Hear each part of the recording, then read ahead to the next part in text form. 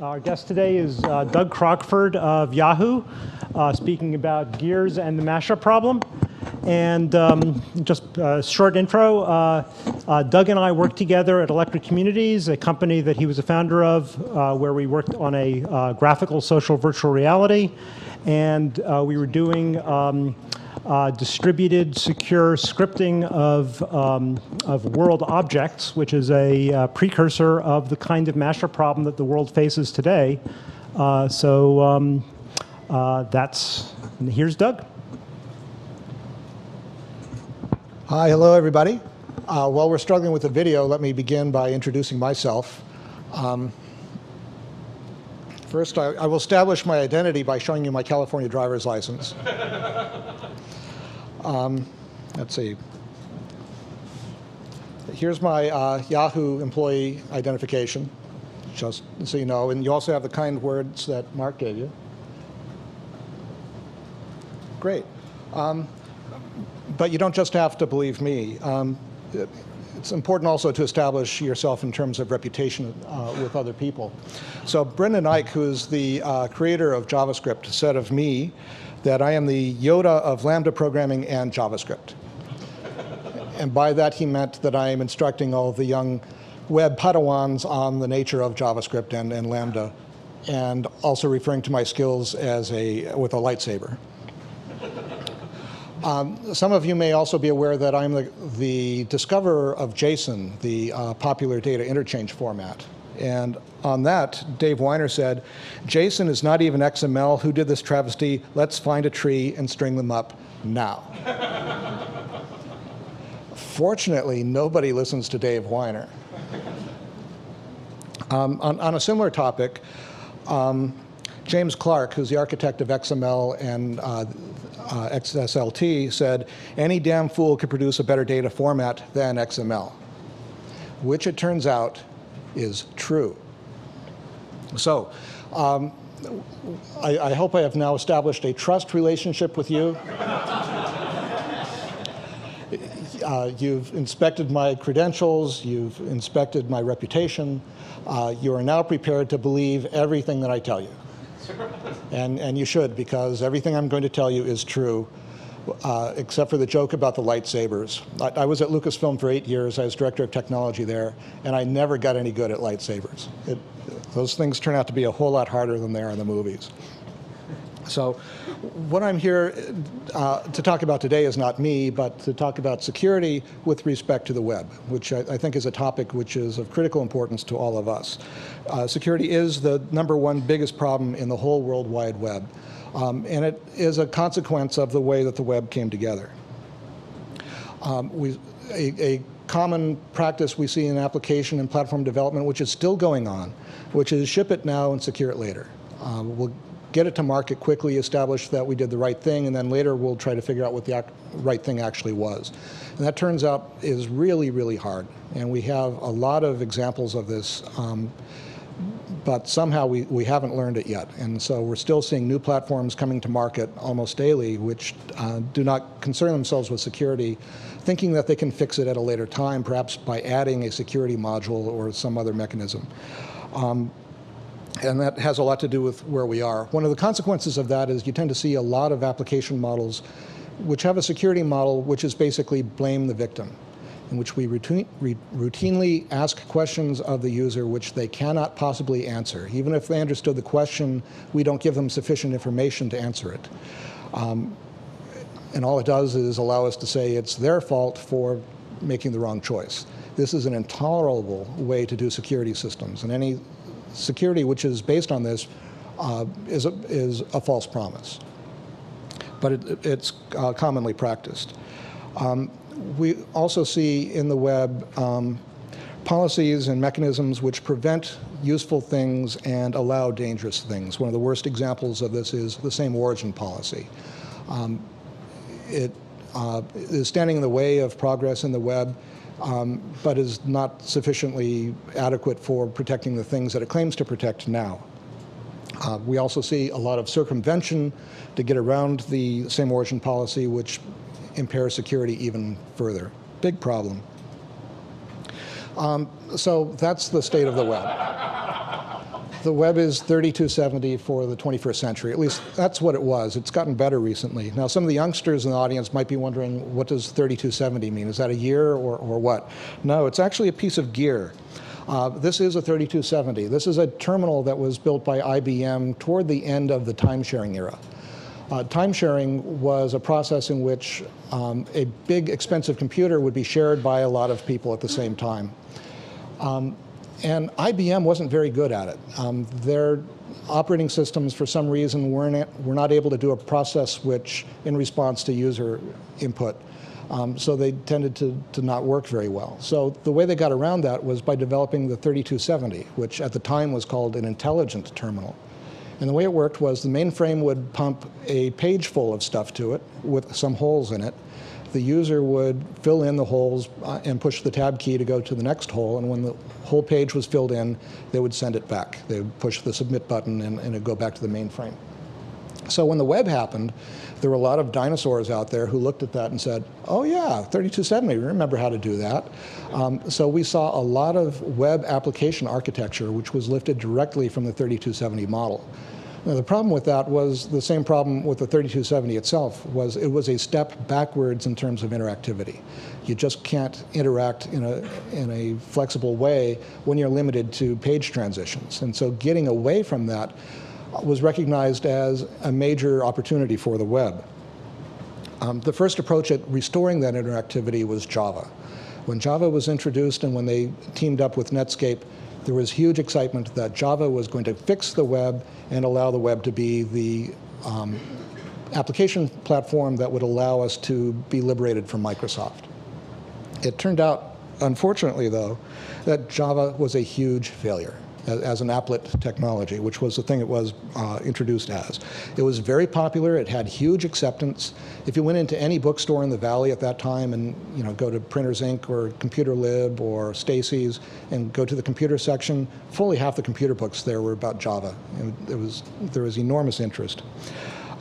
But the write once, run everywhere promise was not kept. And so for people who are trying to develop applications in Java, it was more like write once, run away screaming. It was really, really hard. They had an unworkable blame the victim security model, and they had a really tedious UI model, very, very difficult to use. Now, they failed on the applet level, but they turned out very successful as a server technology, basically because with servers, you don't have to run everywhere. You just have to run in the server. And Java was pretty good at that. The security model didn't matter because a server isn't expected to run untrusted code. And you don't do a lot of UI modeling or UI programming in servers. So it did really well there, but it left a vacuum on the browser side. Now, the thing that Java taught us, and we knew this going in, was that running everywhere securely and interactively is really, really hard. But it turns out JavaScript is doing it, and is doing it pretty damn well. So let's look at where JavaScript came from. JavaScript was developed at Netscape by people who, I guess, figured that Java was the wrong idea, and I think they saw that correctly. JavaScript gave a programming model similar to HyperCard to the browser. That was a very interesting step forward, first seen in Netscape Navigator 2. Microsoft took that idea and pushed it in a really interesting way. First off, they made their clone of JavaScript, and they called it JScript, not because they considered it to be a different thing, but because Sun claimed the ownership of the JavaScript trademark. And Microsoft and Sun were not getting along well in those days. So Microsoft called it JScript. It was an extremely high-fidelity clone of Netscape's JavaScript engine. They did such a good job that virtually all of the bugs and design errors that were incorporated into the original JavaScript were faithfully copied into JScript. And in fact, when Netscape then went to ECMA to have the thing standardized in an attempt to prevent Microsoft from running away with it, ECMA, which was the European Computer Manufacturers Association, called the specification ECMAScript instead of JavaScript because they didn't want to deal with Sun either. And they put into the standard virtually all of the bugs that Microsoft had discovered in the original implementation of JavaScript, and they remain in the language today. But despite that, it worked really well, and the closeness of those implementations were amazing, so that JavaScript and JavaScript are more alike as implementations than any pair of implementations of any other language. And that's why the Run Everywhere thing is working in the web. Microsoft also created a generalized document model where all elements are scriptable. This was a huge advance forward, very clever idea. They added the XML HTTP request. And in doing that, in IE4, and it got corrected in IE5 and 5.5, we had everything needed to do Ajax. All of the Ajax technologies were in place then. Then suddenly, 5 years later, Jesse James Garrett, a consultant at Adaptive Path, discovered Ajax. It occurred to him that the interactivity that we had wanted back in the Java era, that we didn't get and never got, was possible using aspects of the browsers which were present. And he called it Ajax, standing for Asynchronous JavaScript and XML. The adoption of Ajax has been huge. Ajax no longer seems to mean anything. Ajax is now just the way you do web applications. It's gone completely mainstream. So Ajax is great. It gives us applications without installation, and that's important because installing of applications is annoying and it's dangerous, and it asks users questions that they cannot successfully answer. So Ajax allows us to avoid that. We have the promise of highly interactive applications, at least when they're designed correctly. We have the leverage of the social components of the web, which are huge and important. The applications can be easy to use, again, assuming that they're designed correctly. We have greater network efficiency than we had with the old style of 3270 applications because we don't have to do page replacements in response to every user interaction. But it is too damn hard to write these applications. And we're limited in how much we can push this platform going forward. The great thing to come out of Ajax is Mashups. Mashups are by far the most interesting innovation in software development in 20 years. Mashups are really important at my company. I believe they're really important to Google as well. Being able to take bits of programs and rub them together and make new things all happening within the browser is wonderful and powerful. But there's a problem. Mashups are insecure. Mashups must not have access to any confidential information or any privileged connections to any servers. This is an inherent problem in the browser which trips up mashups pretty significantly. And until this is fixed, mashups are constrained to only trivial applications. The really important, powerful applications are not possible until we fix the insecurity of mashups. And this is really critical because advertising is a mashup. Any ad which injects script into a page is mashing it up and is able to compromise the user's identity and connections to his servers and anything else that is mashed up in that page. This is a huge problem, and we need to fix it because it turns out that's important. So what are the causes of the problem? Well, one of them is JavaScript. By design, JavaScript dumps all programs into a common global space.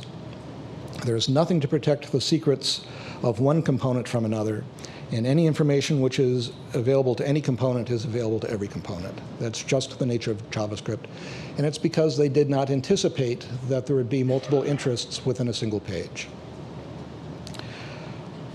So a consequence of that design decision in JavaScript was that we suffer now from XSS attacks, even in conventional web applications, where quoting errors or careless scripting insertion can lead to compromise.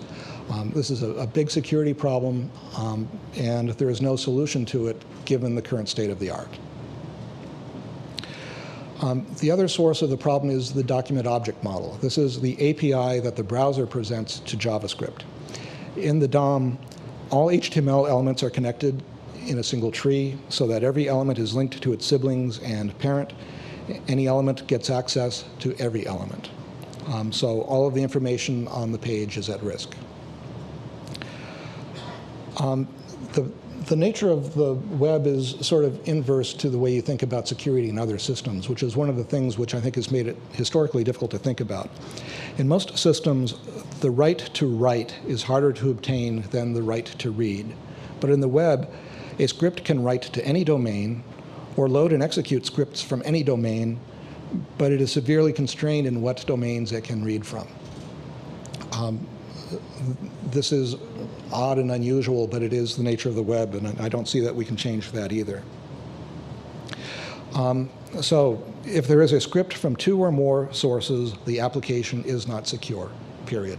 It's just the way the web works, which is really a shame because mashups require that we have scripts from multiple sources. And there's huge value that can be obtained if we can figure out how to do that. Web time, some of the oldsters might remember, used to mean really fast. Back when Netscape was driving things, they were operating in web time, which meant that they could ship a whole new set of bugs every week. It was just amazing rates of change. But web time doesn't mean fast anymore. Web time now means really slow. And evidence of this is that ECMAScript was last revised in 1999, and HTML was last revised in 1999. The process by which we are pushing this technology forward has gotten to be painfully slow. I'm not looking for any hope in fixing HTML or ECMAScript. I think we need to figure out some other way to go forward. So looking at what has driven innovation historically, the web started as a proposal, as an idea, as a prototype.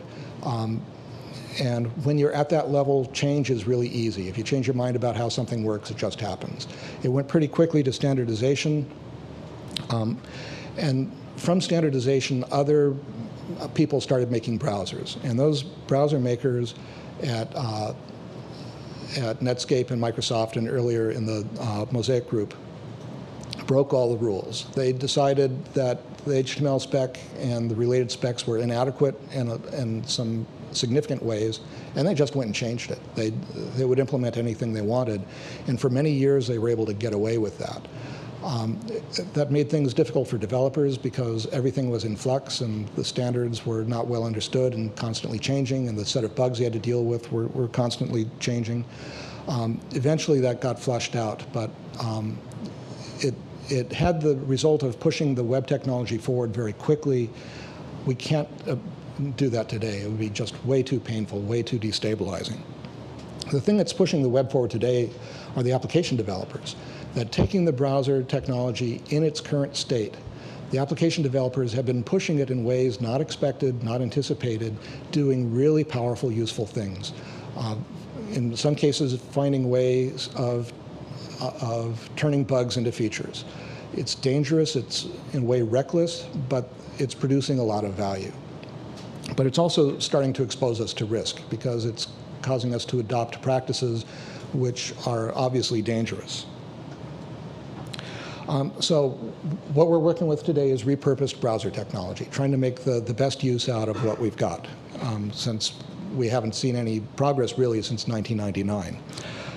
This is good because it allows us to profoundly extend the platform, but it's bad because it takes pressure off of necessary improvements, and it promotes very bad practices.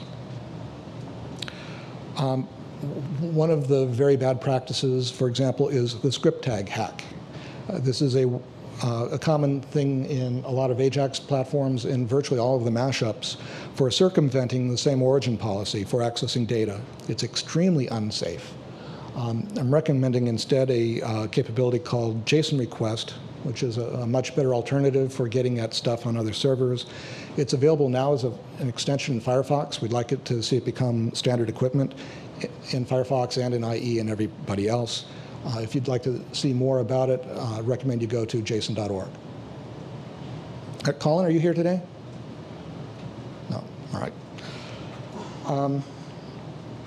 So if we kind of step back from the mess and look at, well, what would it have been had we gotten it right from the beginning? What sort of pieces would we have? And I think the place to start is with safe containers in which to execute programs. That would allow us to be the first step toward achieving cooperation under mutual suspicion, which is what mashups require. So we start with what I'm going to call a vat. And a vat is just a computation container. You can put a program in the vat, and it can run there and compute all it wants, but it has no capability of doing input or output. It's just stuck in the vat. That by itself is not very interesting. It gets a little bit more interesting if I have two vats. Now I can have two separate programs, each running in its own container, unable to interfere with each other. And the fact that they cannot interfere, that there is this boundary between them, which prevents them from contaminating each other or stealing from each other, is really good. But it is not enough to allow cooperation. So I need some kind of channel which connects them, a very specific channel which allows them to exchange messages of a specific type by which they can communicate, but which do not lead to compromise. This is the basic model that we need in order to do mashups. This is the fundamental primitive. Once you have these connections, then you could consider having more vats with more connections, and then the problem becomes figuring out who gets to talk to who. And that turns out to be a really interesting problem, but it's a lot nicer to think about than the problems we have to think about today. Another problem that we have with the browser right now is that it was designed strictly for online use. And as long as everybody's online, that's fine. But we're finding that we have applications now that have greater requirements for reliability. We're also finding greater requirements for mobility. And as we go more and more mobile, connectivity is often harder to achieve in mobile. And so being able to work reliably offline is really, really important. One of the most important breakthroughs I've seen in this area is Google Gears. Google Gears is doing some really good stuff in providing us with mechanisms which allow applications to develop offline solutions. I like Google Gears a lot. My favorite feature of Google Gears is the worker pool. The worker pool looks a little bit like this. You've got a vat, one of which represents a web page, and another represents a separate process in which you can run JavaScript. And you've got a channel which allows the two to talk to each other. Now, some of you may recognize that this looks just like the other picture that I showed representing the mechanism that you need, the foundation for secure systems. I think worker pool has it. I think that there could be modifications and extensions to the worker pool idea which get us to safe mashups. I think it's too late to fix JavaScript. There is work going on that. The ECMAScript has a committee which is trying to extend the language. I think some of the extensions that we're looking at go way too far, will destabilize the language, or going to make it extremely complicated. I think may actually make it more difficult to do programming in the language. Do not provide us any new capability. There's nothing that we can't do in the current language that we could do in the proposed language. And because it's so much more complex, thinking about its security properties is going to get even harder. But I think that's okay. While JavaScript certainly needs fixing, I don't think we need to depend on fixing JavaScript security problems in order to go forward. We just need to put JavaScript in a vat, and worker pools showed us how to do that. So what I'm here to do today is to propose a generalization of the worker pool idea, so that worker pools are used not just to isolate processes in order to support offline operation, but become the fundamental primitive by which we build mashups. In order to do that, we need to establish discovery, introduction, and communication services that go not just between pages and worker pools, but pages and frames, page widgets, desktop widgets, web services, and everything. So that this becomes the fundamental way in which everything gets mashed up. Flash, Silverlight, everything gets mashed up in this way. Perhaps even desktop applications join the mashup.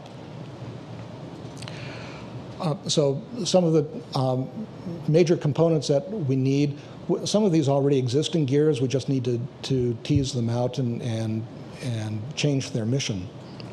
We need an asynchronous message router so that every module gets a persistent, unguessable name, and that becomes its address for message passing. Specific objects in modules can also be given unguessable names so that we can have finer granularity in the way that we create modules. and that messages can be represented as JSON text. There might be optimizations which avoid that step, but conceptually everything is JSON text. So what gets sent between the modules is safe, that you don't have leakage of capability. We would also need a module manager, which every module initially has a connection to, which provides discovery and identification services. So for example, modules from representing the same site don't have to introduce each other going back to their common servers, but instead can figure out a way to find each other locally. That could give us some better performance value. And I think the module manager should also provide for some anti-phishing services so that the user has a better chance of correctly answering some of the questions that are going to be asked. I think having these mechanisms, the sorts of questions we ask the user become important ones and answerable. Like, do you want to give this much money to that site?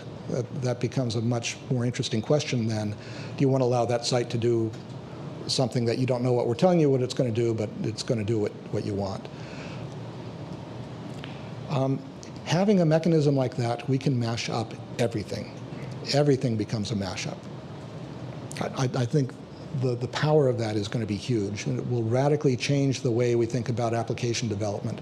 Operating systems were supposed to have provided these services, but never got it right. But I think by elevating this stuff to the web, we get the modularity boundaries right, and we get the functional boundaries right. And we get to mash up everything securely. And that's really important because there's a lot of money at risk. So I'm imagining where we could have lots of components on a page or on a screen or anywhere, it doesn't really even matter anymore, which are all capable of having persistent connections to each other, which can survive disconnection from the network, perhaps can even survive power cycling. Just a whole new way of thinking about how we build applications up from components. So here's what I'm proposing, specific proposal, that we reconsider the design of Google Gears to address the mashup problem as well as the offline problem, which I think it is already a long way toward solving. That we develop mechanisms and policies that allow for the registration and exchange of rights to use channels. Then the hard part is figure out how to get it deployed in all of the new browsers and provide upgrades for the elderly browsers. So the next step I'm proposing is the Mashup Solution Design Summit, in which we collect people from the most interested parties, including Google, Yahoo, Microsoft, IBM, HP, Adobe, Facebook, and whoever else has a powerful interest in this problem. So that's why I'm here. And we have some time for some questions. So are there any questions?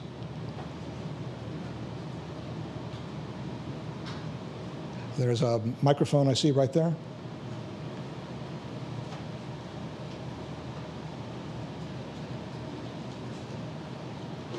Nobody has any questions? Anybody remote?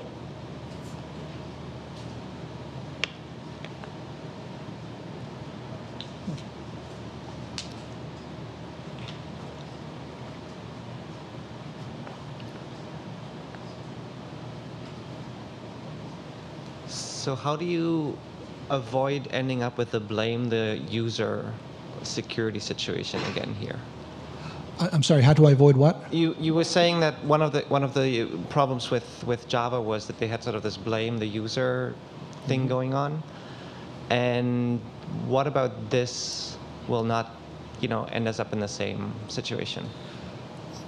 It's by having finer control over the capabilities that we're providing, so that generally we're not asking the user to manage powerful relationships. Most of the relationships are going to be less powerful, less likely to cause harm, so the consequences of getting it wrong are insignificant.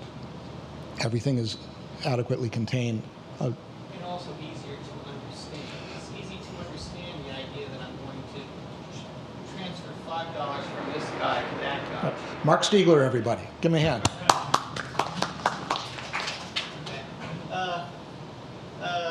I think I'm one of the originators of the blame the victim phraseology. But in any event, the way in which computers blame the victim today is they ask you these ridiculous questions like, do you want to get your work done or by giving all of your authority to this thing from somebody you don't know, or do you want to not get your work done?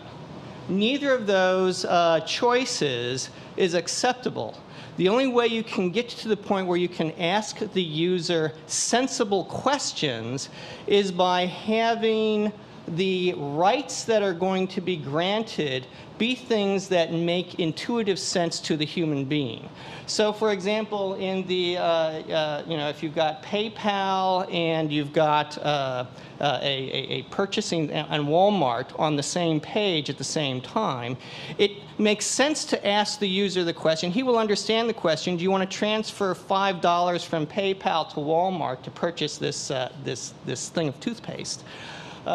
But it's not going to make sense to the user to say, do you want to give authority over your entire PayPal account to Walmart? Okay, that's a bad question. We shouldn't be asking that question. So that's... Mark Stiegler of HP, everybody. Any other questions?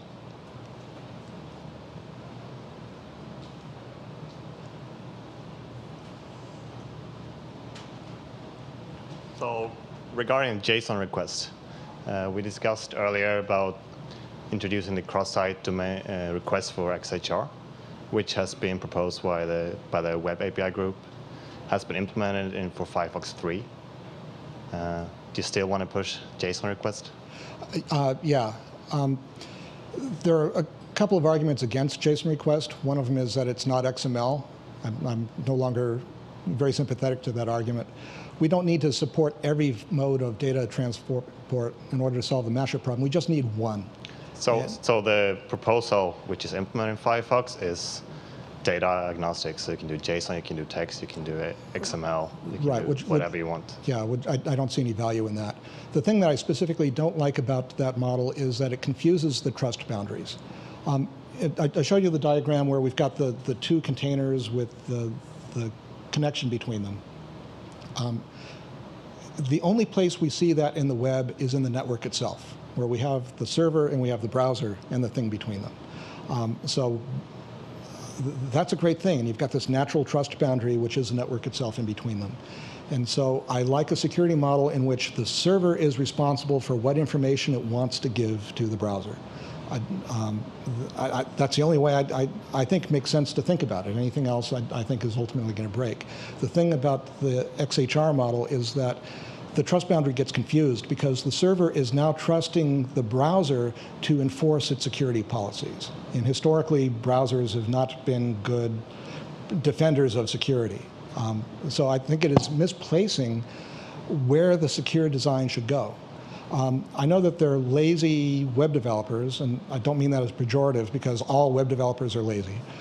And I mean that in the nicest way. In fact, it's the hardworking ones that I'm suspicious of because they'll work really hard at making things which are huge and unnecessarily big.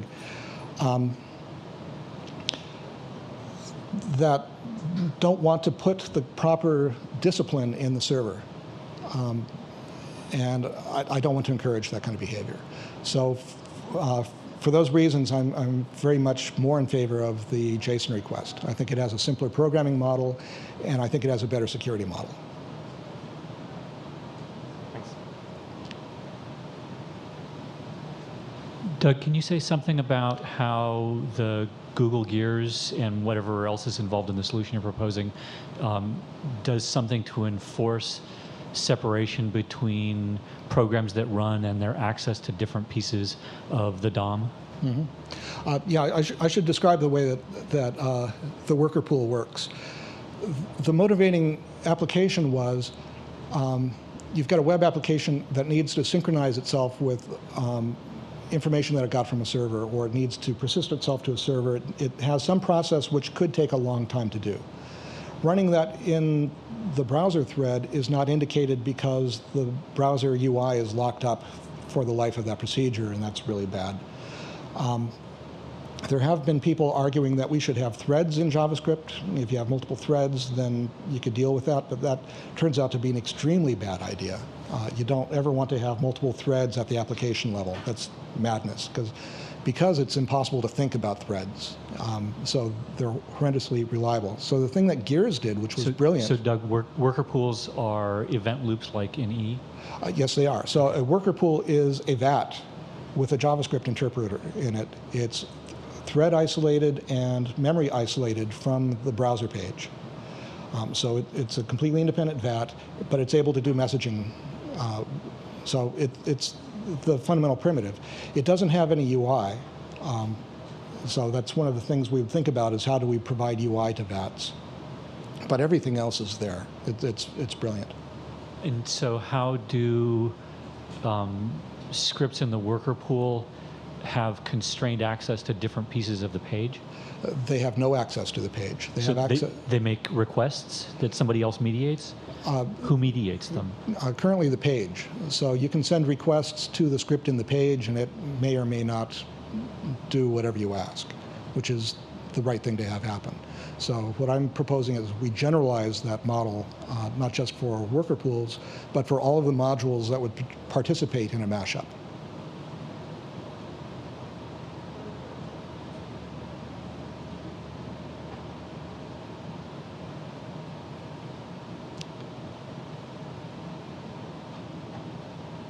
Anybody else?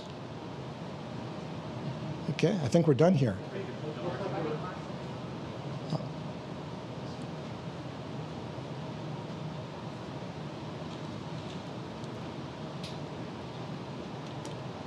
This isn't really a question, just an observation. It occurs to me that the module manager that you define in the architecture operates a great deal like the power box in most of the object capability work that we have done. It is, again, the thing that holds all of the rights to that exist within the entire browser, and its job is to mediate the granting of those rights, which is exactly a power box pattern. I agree with that.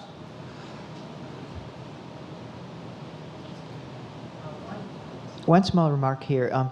So Google, whether we like it or not, we're an advertising company. We appeal to everybody, and we try and somehow make our work appeal to people who are not necessarily willing to install anything new, be that a new browser or a browser extension or whatnot. So one of the problems I think that we run into constantly and will continue to run into is sort of the inconvenience of having to support the high road and the low road all the time. And if this is going to be some foundational fabric for how mashups work, then we either need to support it in both the high road and the low road, or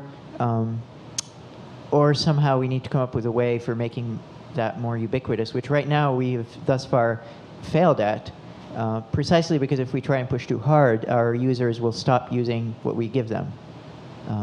Have you any sort of observations? Yeah, that is the hardest problem in the web right now, is that how do we go forward? The standards process has failed. The browser development process has failed. We're stuck with the 1999 technology, and our options are either we have to figure out somehow to fix it and go forward, or the web just becomes uninteresting and we go back to proprietary systems, which I think would be a tragic step forward, or a tragic step forward, I guess that is exactly what it would be. So the problem I've been struggling with was how do we go forward? And my best hunch is that a partnership between the most important sites on the web, such as your company, such as my company, could be the thing that gives us the force, the power to get these problems corrected. You've already made some momentum with Gears. I don't know if you have a plan for how Gears goes mainstream. I'd be curious to find that out. Whether you have a plan or not, I think that is the most likely train that we should be jumping on to go forward together with.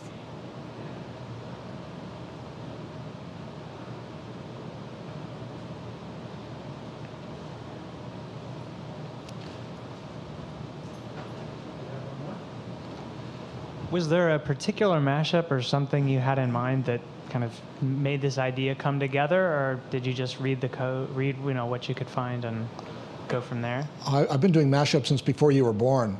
I have some history with some of the people who've been talking here. We had a company called Electric Communities some years ago, which was doing mashups which had dimensions which go way beyond the stuff that we're talking about today. But we recognized back then, back in the early mid-90s, that this stuff was necessary. And we were sort of perplexed when the web became dominant without having anticipated any of those problems. So now in retrospect, we're discovering that we were right, for whatever that's worth. But we also have knowledge and experience which allows us to look at the components that we have available to us today and see how to push them together in a way which increases their value. But with your, just to extend the question though, is there a particular current example of a mashup which is a particularly good, concrete example to be thinking in terms of? Yeah, the question was, are there any specific concrete examples? And I'll answer that sort of obliquely.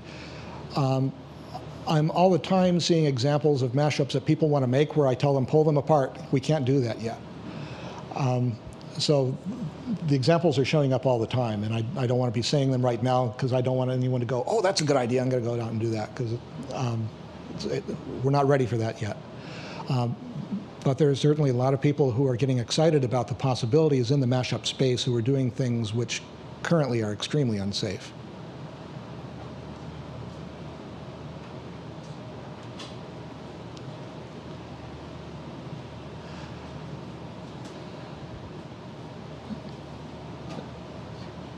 One example comes to mind of, at the moment, if you go to Facebook, they ask for your Gmail password to get all your contacts out. And we don't want to give all of your ability to send, receive, read email to Facebook. You just want to say, these are the people in my account that I would like to invite to Facebook.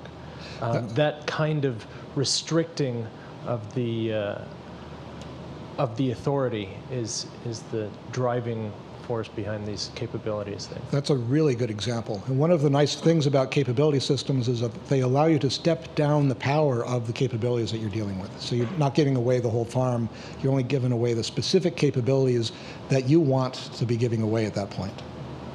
Yes? Do you think there is a safe way how the channel data type can be extended so lambdas can be sent too? I'm sorry, is there a safe way to do what?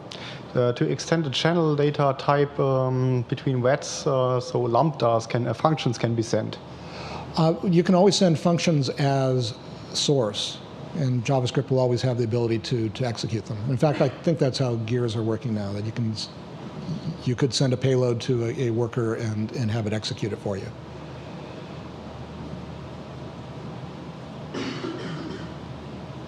Okay, are we all done? Okay, thank you, everybody.